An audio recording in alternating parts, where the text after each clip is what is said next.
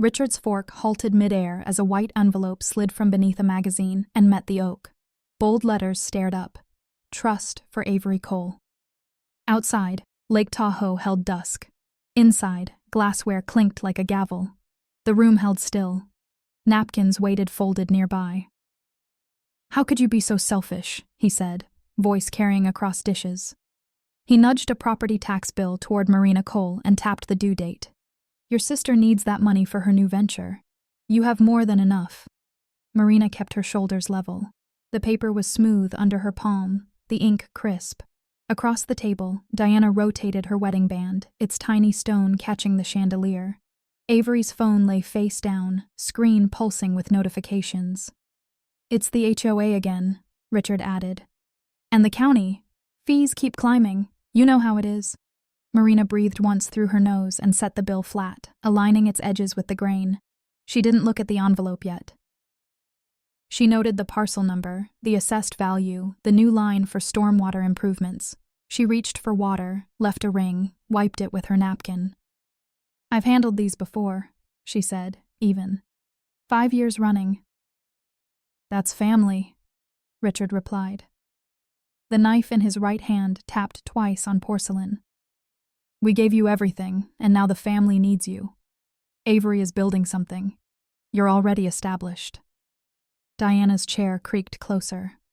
"Let's not make a scene," she murmured, eyes on the tax bill as if it were a weather report. Marina let the silence find its own shape. The envelope gave off a faint burr of torn paper. She lifted the edge. The glue still held except where a thumb had probed. Trust for Avery Cole. The O of Cole had a tiny ink bloom, as if the pen had paused. Her gaze returned to the bill. "Due next month," she said. HOA increased again. Richard slid the notice fully into her space. "You'll take care of it." Avery's fork traced a crescent in her salad. "It's not like you can't," she said, barely above a breath. Marina looked up, but not at faces, at hands. Richard's knuckles were pink and square around the knife. Diana's ring continued its patient orbit. Avery's thumb hovered over the dark glass of her phone. She placed the bill on top of the envelope. Paper on paper, debts over promises. "I'll take care of it," she said. Richard exhaled through his nose. The room loosened a fraction. Outside, a boat stitched a faint line across the lake. Marina tucked both papers into her tote, careful, like stowing a live wire. Her eyes didn't return to the envelope, but the words nested anyway. Trust. For Avery. Cole. On another night, the story might have slipped past the dock, but this one stayed. The knot between invoices and favors had a shape, clean as a ledger line, something that belongs beside family drama stories, the kind Crimson Heirs archives when family revenge stories stop being whispers and become records. She stood, smoothing the strap on her shoulder. The chandelier clicked as it cooled. The magazine's corner lifted from the draft of the closing door. If the envelope was the lock, her books would be the key. Midnight held the Midtown block in a thinning hush. Marina set her tote on the kitchen island, slid the white envelope and the tax bill beside a cooling mug, and flipped open her laptop. The screen woke into folders with a color tag, Family Contributions. She clicked. Tabs bloomed. Taxes. HOA. Car. Medical. Roof. Vacations. A grid blinked a caret in cell B2 like a metronome. She began with the lake house taxes. Parcel number, county portal receipts, PDFs stamped paid. 5 files a year, 5 years in a column. She added a new row for the current bill and typed the assessed value, the due date, the penalty schedule if late. The mug left a brown ring. She rotated it 90 degrees, aligning stains to tile. HOA next. Annual increases climbed like switchbacks. She traced the incline with a fingertip, highlighting Special Assessment, Shoreline Erosion. A sub-tab listed board vote dates. She attached a screenshot. The cursor paused over Repeat. She selected conditional formatting and watched line items glow.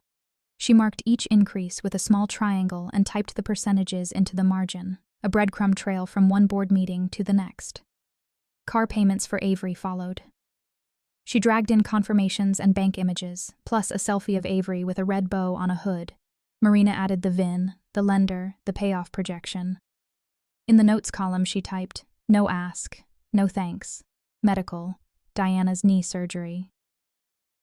Invoice numbers, EOBs with codes, amounts not covered.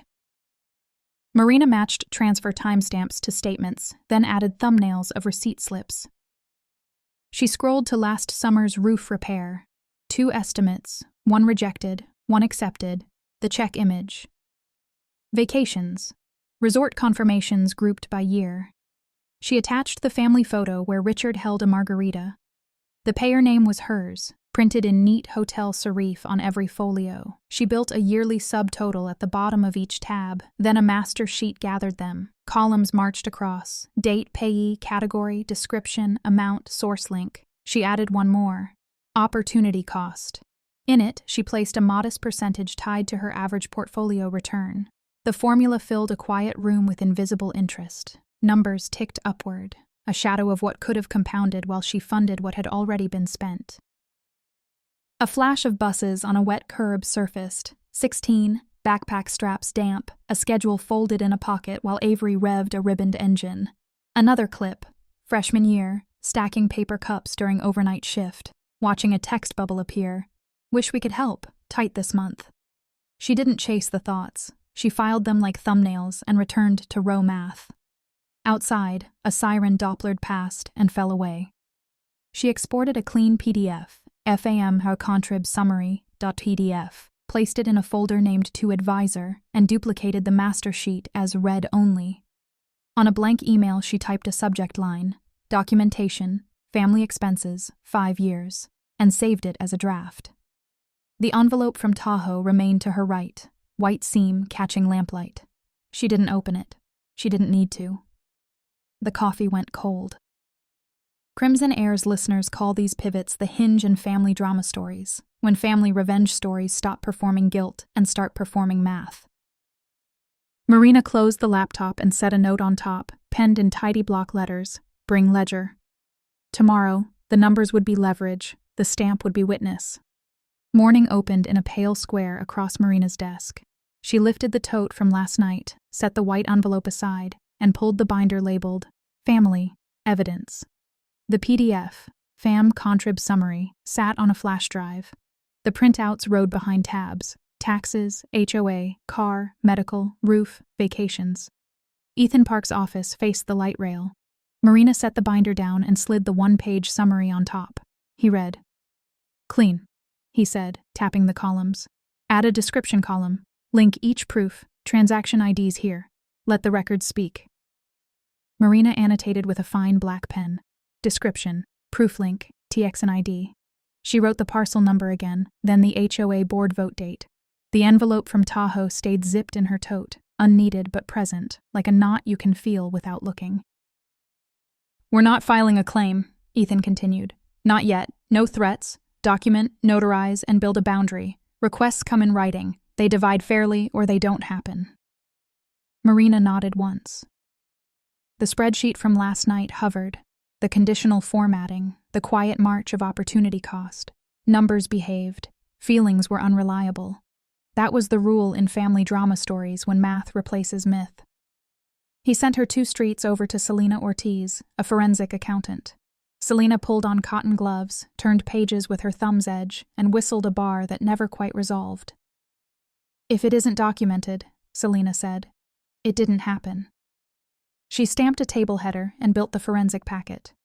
Master ledger, Exhibit A, taxes, Exhibit B, HOA, Exhibit C, car, Exhibit D, medical, Exhibit E, roof, Exhibit F, vacations. Each item took a line with date, payee, amount, category, proof link, TXN ID, and a note. Non-reimbursed. "For opportunity cost," Marina said, "use the portfolio's 5-year average, conservative." Selena keyed a rate, low enough to be boring and high enough to be real. Cells propagated. A printer coughed out pages still warm as they slid into sheet protectors. Marina squared each stack to the table's edge until the edges aligned. They crossed the plaza to a notary whose desk smelled of cedar. The affidavit used plain words. Marina signed. The notary pressed a raised seal that left an embossed ring. Selena initialed exhibits. Ethan checked the checklist and folded it once, then again. "Boundary script?" he asked on the sidewalk. Marina tried the lines aloud. "Requests in writing, equal split or decline. All payments post-approval, never retroactive." The words settled like a new stance. Back at Ethan's, she packaged a one-page handout for any meeting, a summary box, a QR code to the read-only ledger, and a footer. "Please refer to documentation." She saved the updates, replaced the PDF in ToAdvisor, and backed up. He placed 2 copies in her binder's front pocket and closed the cover with his palm. A gentle, final press. Crimson Heirs would call this the moment family revenge stories change temperature, when paper gets weight. Marina opened her phone to her bank, hovered over Manage Autopay, and then locked it again. To change the blood of a story, you pull the needle first. At noon, Marina unlocked her banking app and let the white glow fill the desk. The binder from the morning sat open to the one-page summary, the notary seal pressing a faint circle through to the wood. Beside it, the Tahoe envelope waited like a headline she already knew. She started with the lake house. "Cancel autopay." A confirmation banner slid down with a green check. She took a screenshot, saved it to evidence, and dragged the email receipt to a folder named Notices. The ledger on her second monitor got a new status cell. Ceased. HOA next. She opened the association portal, disabled the saved card, and removed her profile from authorized payers. Another screenshot, another receipt.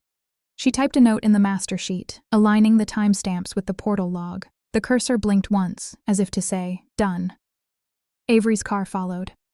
Marina pulled the lender account, toggled off scheduled payments, and cleared her mailing address from the contact list. The site asked for a reason. She chose other and left the field blank. The screen showed next payment, unpaid. She captured it and filed it with the rest. The phone on the table began to tremble across the wood. Richard, 3 messages in a row, each shorter than the last. Then Avery. "Call me." Then Diana. A voicemail, the subject line, a soft request. Marina turned the ringer off and set the phone face down. She transferred funds next. $120,000 moved from her brokerage to a separate account labeled My Horizon. The memo line read, "Future First." She paused before pressing confirm, breathing in 4 counts and out 4, then tapped the button. The balance settled like a tide. On the master ledger, she added a policy tab, requests in writing, equal split before any payment, no retroactive reimbursements. She pasted screenshots beneath the lines and stamped each with time and date. The binder took the new pages, rings clicking shut with a small metallic verdict. Markets yawned open on her workstation, a sudden chop of quotes. She sized positions, cut risk, and logged fills, keeping her routine intact. Work first, no calls. When the hour turned, she closed the book green and returned to the binder, calmer because the sequence held. The intercom buzzed. "Ms. Cole, your father is here," the guard said, voice tinny through the speaker. "He insists on coming up." Marina looked at the envelope, then at the elevator numbers blinking above the lobby camera feed. "Please keep him downstairs. I'll come to the desk." In the lobby, Richard stood too close to the counter, hands spread like he owned the granite. He began to speak.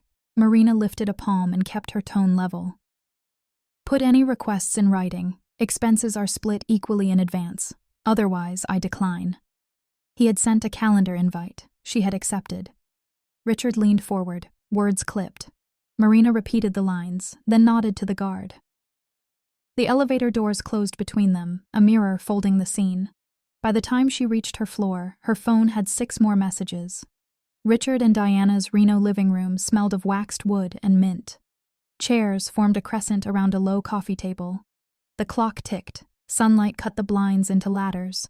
Marina arrived on time in a black pantsuit, set her tote down, and placed the binder labeled Family, evidence beside a stack of handouts. Richard took position by the fireplace, hand on the tax notice as if it were a prop. "This house is tradition," he began. "Deadlines are near. Marina knows the obligations. Avery is building. She has the resources."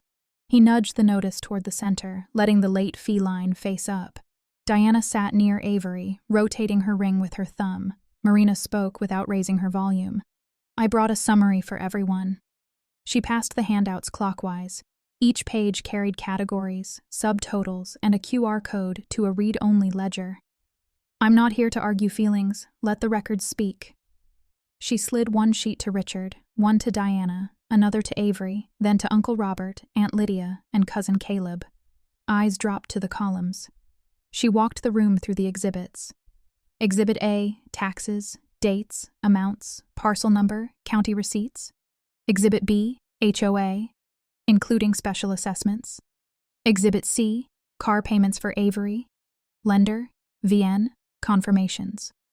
Exhibit D, medical expenses for Diana, EOBs, and transfer timestamps. Exhibit E, roof repairs, estimates, accepted bid, cleared check image. Exhibit F, family vacations, resort folios showing payer. She pointed to the rightmost column.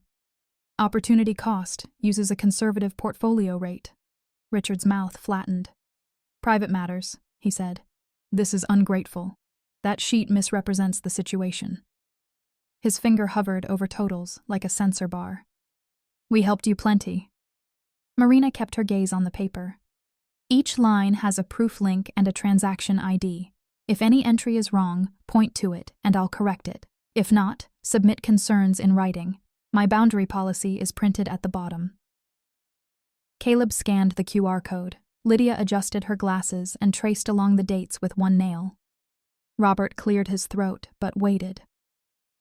Caleb broke the quiet first. Equal split beforehand, or decline, he read.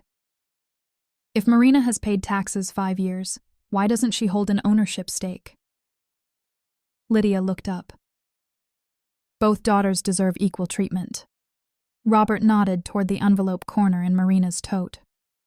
What about that? Marina set the envelope on the table. Its flap had a half-torn seam from Tahoe. Trust for Avery Cole, she said, reading the bold line. She didn't say a number. She didn't need to. I found it during dinner. It clarifies the differing expectations. Faces in the half-circle tilted, as if a breeze had shifted. Richard folded his arms. Avery's future needs structure, he said. Marina is independent. She doesn't need help. The clock ticked 3 slow beats. Diana looked at her hands, ring pausing mid-turn, then resumed its orbit. This is the pivot we see in family drama stories, Lydia said. The narrative doesn't match the evidence. She set the handout down gently. Crimson Heirs listeners would say the math is speaking. Caleb nodded, phone still open to the ledger. Across the room someone whispered, "It's all documented." Avery's phone buzzed. She didn't pick it up. Her thumb pressed the paper at the note labeled non-reimbursed. Richard exhaled and pushed from the fireplace. We're done here. He left the room. Diana followed, steps soft. The crescent of chairs held. Robert remained standing. At minimum, acknowledgement, he said. Likely also a review of the house's ownership. Lydia added. And an end to single-sided obligations. Marina didn't ask for money. She repeated her boundary lines and gathered stray clips into a tidy row. In many family revenge stories, when light finds the file, the old script no longer belongs to its author. 48 hours after the Reno gathering, the room's quiet broke in pulses of glass and light from Marina's phone. Richard's messages stacked, clipped commands. Avery's notes arrived hotter, then colder. Diana left a voicemail titled Lake House. Marina logged the times, saved each attachment into evidence, and let the ringer stay dark. An email flagged red slid into the inbox. Late fee warning, county treasurer. Another followed from the lender, payment declined for Avery's vehicle. She opened both, clipped PDFs to the ledger, and added status, ceased beside each line. Screenshots fell into a folder like cards, each time stamped. The Tahoe envelope remained shut on the desk. What mattered now was the record breathing quietly on her second monitor. Work first. She wrote words on a post-it, stuck it to the bezel, and brought up the market grid. Quotes chopped. She cut risk, sized small, closed the morning green. No reactive calls, she reminded herself. Rules as seatbelts. When charts rested, She returned to the binder and the grammar of receipts. Richard's next move went wide, a group email to relatives with a subject line heavy on exclamation points. He called Marina's stance abandonment and betrayal, invoked legacy, inserted a paragraph about dutiful daughters. It carried heat, but no exhibits. Replies bloomed, question marks, cautious sympathies, ellipses. Uncle Robert wrote to Marina privately, "Let's get the facts straight." She sent him the one-page summary and the QR to the read-only ledger, the same packet from the living room. A minute later, Aunt Lydia replied all. "I've reviewed the documentation. Fairness is the principle." Caleb scanned the ledger on his phone and posted to the thread. TXN IDs align with bank. Opportunity cost is conservative. Silent scene tags crossed the group like wind in grass. The center of gravity shifted. In Crimson Heirs family drama stories, turns happen with receipts, not pleas. On the lobby camera, Richard appeared again, shoulders set, palms flat. Security buzzed. "Miss Cole, your father requests to come up." Marina took the elevator down and kept a hallway's length between them. "Request in writing," she said, level. "Expenses split equally before payment. Otherwise, I decline." He tried to reset the frame, heritage, duty, you know how much we've done, but the guard cleared his throat and policy held. The elevator doors closed on his reflection. Diana's voicemail arrived while Marina filed the access log. A breath, a ring clicking glass, then a careful path around trust. "Your father isn't himself," Diana said. "The lake house. It means so much to everyone." Marina saved the audio, labeled it, and added a note. Content avoids trust. Requests unspecified. On Avery's screen, shared by Robert and Lydia, the handout opened again. Avery enlarged the column labeled non-reimbursed and traced a row with one fingertip. Her phone vibrated. She let it buzz out. The spreadsheet's quiet order held her longer than any thread. In the family thread, questions began to replace slogans. By late afternoon, Marina drafted a neutral email to all and read it twice aloud. "Going forward, please submit family expense requests in writing. Costs must be split equally in advance. No retroactive reimbursements will be considered. See attached summary and boundary policy link." She attached the handout, pasted the QR, and clicked send. The message left her outbox like a straight edge across a messy desk. More requests gathered. Quietly. A calendar alert popped. Follow-up meeting. Legal options.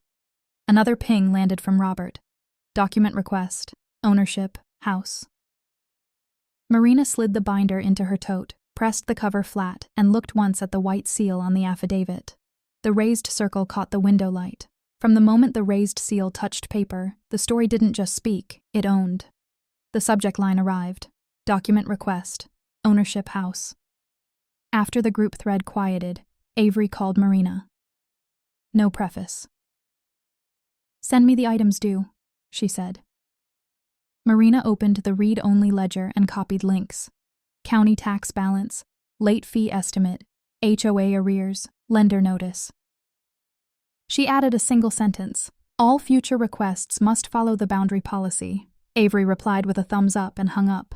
By noon, an email from an attorney landed. Notice of payment. Lake house taxes. Attached were a wire confirmation, treasurer receipt, and a one-page memo labeled Trust Disbursement. Avery Cole. Marina saved the PDFs into a new tab, Ownership, and penciled the recorder parcel number in the corner. A second message followed.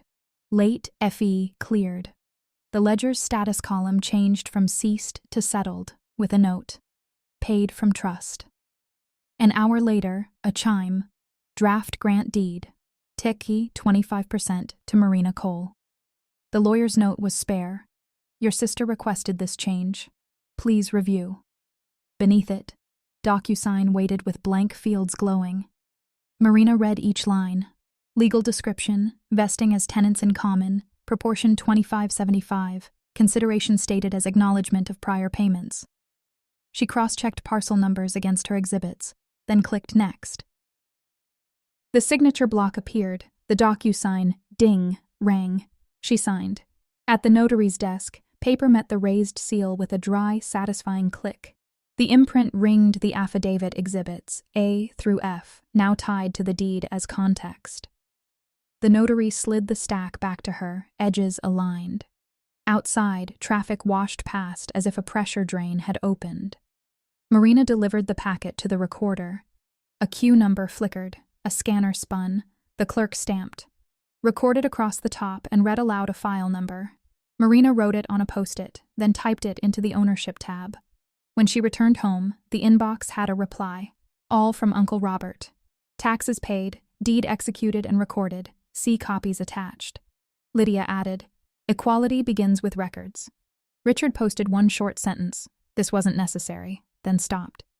Diana replied with 2 words, "Received, thank you. No explanations, no lectures." Marina placed the stamped deed behind a transparent sleeve, closed the rings, and pressed the cover flat until the word ownership read level. Avery called again that evening on speaker. "I've scheduled a meeting with Dad's advisor," she said. "Purpose: equalizing the trust." She read the calendar line exactly. Robert and Lydia are copied.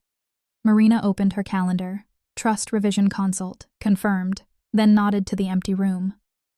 "Send me the invite," she said. The phone buzzed with the forwarded event. Next, Marina opened a new checking account labeled Lake House, Common Expenses. She drafted a 2-page policy. Maintenance items require pre-approval, costs are split, $25.75 per title, statements shared quarterly, no retroactive reimbursements, requests in writing.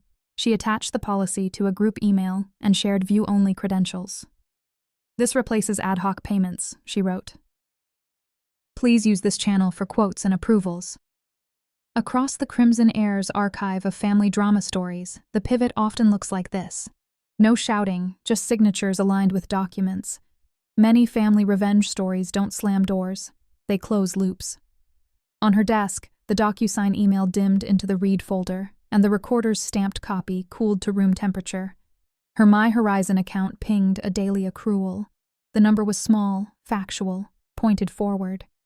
She set her phone to Do Not Disturb, stepped onto the balcony, and watched the grid of Sacramento click into its evening geometry. The binder's raised seal impressed faintly through the cover under her hand. She let the city breathe and let the numbers speak plainly. When the boundary stands, silence is finally loud enough to hear the future. A week after the deed stamped, recorded, the new order quietly ran. The account labeled Lake House, Common Expenses, showed its first approved transaction. Gutter cleaning, estimate attached, pre-approval votes noted, split, $25.75. Marina checked the ledger event, ticked posted, and scheduled the quarterly statement. A small calendar flag appeared. She let it sit. At her desk, she nudged retirement contributions up 2 points and rebalanced. My Horizon pinged with the day's accrual, unremarkable, steady. The phone switched to Do Not Disturb at 9. The habit stayed. Avery texted a screenshot. Trust meeting confirmed. She followed with a draft adjustment and, before asking anything, wrote, "If approved, I'll submit through the shared account." Marina replied with a link to the policy and a simple, "Thanks for following the process." Richard sent a single line. "Policy received." Diana, later. "Proud of you. No debates, no lectures. Just sentences that ended where they should." On Saturday, Marina drove up to Donner Lake to walk a short row of cabins. And one had a narrow porch and cedar siding sweet in the sun. She rested her palm on the doorframe and looked through the window at a square of table, 2 chairs, and water making a slow mirror. In a pocket notebook, she wrote, "Not now, when numbers say yes." She folded the page and, without hurry, kept going. Back home, the binder rested with a new tab labeled Ownership peeking like a clean bookmark. The raised seal pressed faintly through the cover. The recorder's email sat archived. The DocuSign thread slept. Across the Crimson Heirs catalog, the family drama stories that last rarely end with shouting. They end with straight lines. Many family revenge stories resolve not by slamming doors, but by writing rules and keeping them. Marina stood on the balcony and watched Sacramento take on its evening geometry. The phone stayed silent. The only ding belonged to compounding. She breathed in, then out, and let the numbers speak. You're listening to Crimson Heirs. Like, subscribe, and share your own turning point rules. Comment gong ping if favoritism touched you. Your notes may steady someone else's balance tonight. Tell us what changed.